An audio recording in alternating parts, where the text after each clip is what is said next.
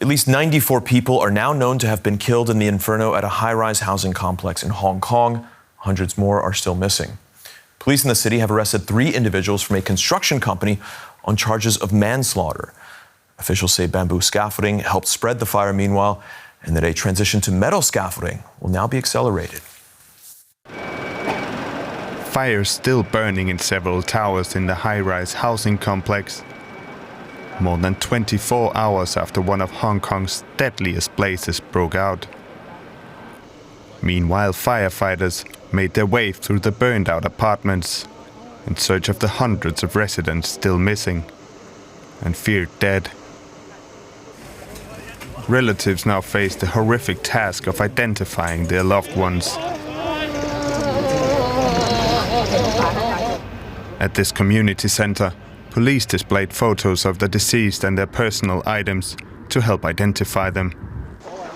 The fire broke out on Wednesday afternoon inside the 8-building complex with some 2,000 apartment units. It swept across bamboo scaffolding surrounding several blocks where maintenance work was underway. Residents who managed to get out in time look at their former homes in disbelief. They are safe, but shocked. How do I feel now? I even feel like dying. Seeing it like this and being unable to help, what can we do? The city's residents have stepped up to assist the survivors, bringing food, clothing, and blankets. Hong Kong people are very resilient and full of love. And as soon as this happened, many people in districts appealed for supplies to be brought here. When I saw this disaster, I thought it was tragic, so I felt I had to help out and give as much back as I can, and to help as many people as I can. Hong Kong people must be united. The catastrophic blaze is now triggering major questions. According to officials, some building materials might not have complied with fire safety regulations, and police have arrested 3 construction company executives on suspicion of negligent manslaughter. Authorities say they'll speed up the full transition from bamboo to metal scaffolding. Ronson Chan-Ronsing is a journalist and joins us from Hong Kong. Ronson, we see that the death toll is rising, but hundreds are still marked as missing. What are authorities saying about the likelihood of finding additional survivors? Hi, the latest figures have been updated, and we found that there are around more than 20 still missing, but the casualties rise around 100.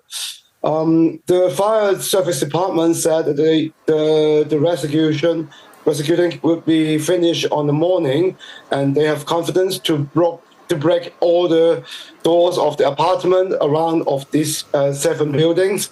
So the casualties numbers could be confirmed later today.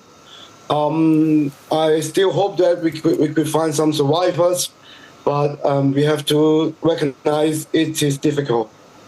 All right, so unlikely that there will be many more survivors, if any. Do we have any better idea how this fire started and why it spread so quickly? In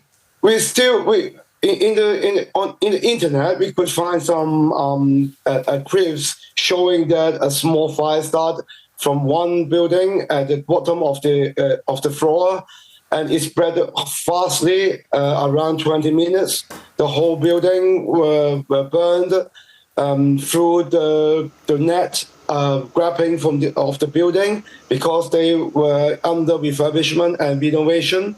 So, but the authority argues that the bamboo structure around putting aside of the building is the main cause, and also some foam board to block the windows. But it seems that for the civil society, from many clips, we think that the net to grabbing the building is the main cause. But anyway, all the crews have to be found after the investigation. Sure.